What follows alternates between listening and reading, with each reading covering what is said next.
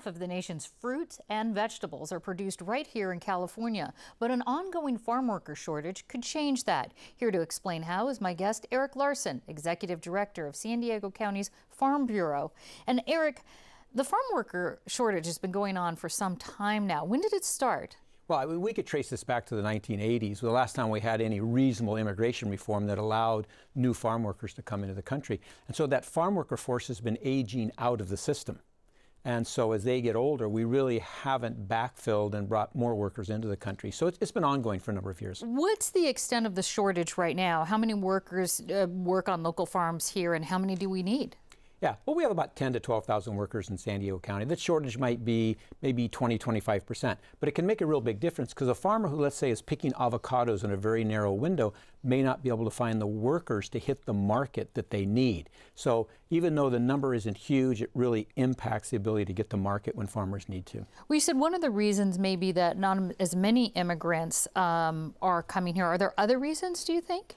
Well, the immigration issue is huge because people who are coming here are coming, if they are getting here, they're being smuggled across the border. They may not have the documents that they need to work here. So, but it is that aging workforce and increased security on the border. We put those things together and it has just shrunk the workforce. How much of the state farm workers population would be classified as here working illegally? Yeah, we really can't tell you exactly what it is, but in surveys with farm workers, we've learned nationwide more than half of our farm worker force is working with documents that don't actually belong to them.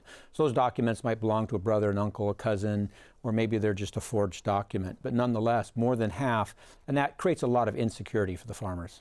What are farmers in San Diego County doing to work around this shortage? Well, unfortunately, some of them are planting less and looking forward and saying, well, if I can't get enough farm workers to take care of this particular crop, maybe I'll do less or change something. But on the inventive side, they're trying to do more with less and doing the best they can because the reality is they still have to get the crop planted and they still have to get it harvested. Are there any recruitment efforts underway both here in the U.S. and in Mexico, let's say, to get more workers here? Well, even if we could do that, the law does not allow it.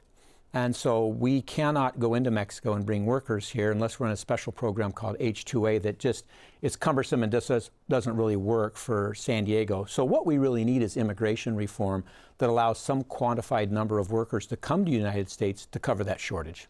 Do you think if salaries were raised, if wages were raised among farm workers, that then maybe perhaps American farm workers would want to do the work? Yeah, the stark reality is that farmers can only pay so much. It's a world marketplace. It's very difficult to compete in that marketplace now. For instance, 80% of the avocados we consume in this country come from Mexico. It would take very little from Mexico to overwhelm San Diego avocado production, and that could happen just by farmers having to raise wages a little bit, and then they're no longer competitive.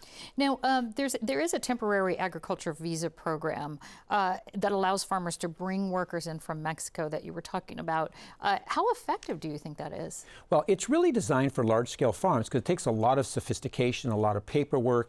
You have to provide transportation, meals, housing for those workers. A place like San Diego, where we really have a large number of small farms, we're very parcelized, the program doesn't work for us. It's a bad fit. And so unfortunately, even though there is a program, a lot of people want to point to it, it just doesn't work for our small farms. Do any of the immigration reform measures that are stalled in Congress right now, do they address the migrant farm worker issues? Well, first of all, we would like to see some kind of comprehensive reform, but the farm community has pushed for a long time for a program that would allow an identified number of people. We'd quantify how many workers we need, make sure those workers haven't broken the law, taking English classes, paid any penalties or fine, paid their taxes, then let them come here and work, and then travel back to Mexico once the work is done. That's the kind of reforms we've asked for, but there just seems to be no appetite for immigration reform of any manner in Washington. Eric Larsen, thank you very much. Thank you.